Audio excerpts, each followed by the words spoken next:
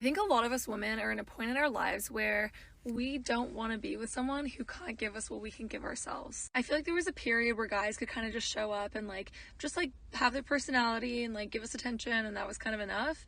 But at this point, I have friends who give me the attention that I need.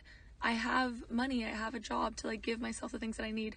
So if they're not contributing by I don't know, doing something else, or if they're not even meeting that baseline of validating my feelings, whatever, why would we keep them around? And I think that's why so many of us are single now, because we don't want to settle for being someone's mommy, in the nicest way possible. We don't want to settle for having to do absolutely everything. And I think that's fair. When I think back to the most recent ex that I dated, not only did I make all the food every single time, paid for half if not more of everything, was not validated or was gaslit for everything, why would I keep that in my life?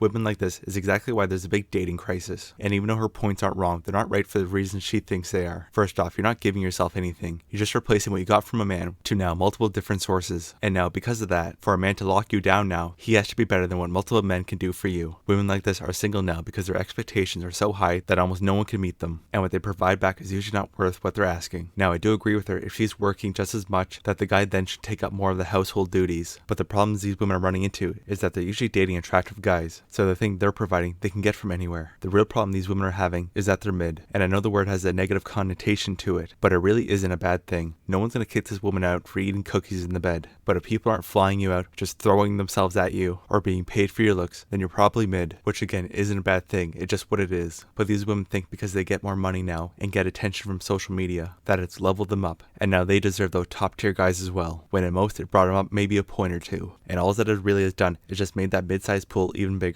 So now the top tier guys have even more to choose from. And when there's more options, it means there's less reasons why they should choose you. Especially when you're coming with a list of cooking, cleaning, and validating my feelings, which to me sounds more like a slave than an actual husband. These women are keeping themselves single by investing in things that guys don't want, and then dating guys that won't be good husbands or fathers, but instead date for attractiveness, power, or status, and then complain that they have to be their mom, when that's what those guys are looking for. When it's really more of those mid guys that would be willing to do more of what you wanted. But because you have this sense of artificial gain, you think you can demand more. But what you gain is something most guys aren't looking for, so the leverage you think you have is non-existent, and is actively hurting most of you. I'll end it by throwing our own question back at her. Why would these men need you in their life? Just like how you said, if these men aren't going to provide the things that you want, then why do you need them? Well, the same can be said about you. If you're not going to provide the things they want, then why do they need you? Especially when the things you're offering can be done by robots, food prep companies, and chatbots, all coming with zero risk or stress. So by these women keeping this attitude, they're really just pricing themselves out.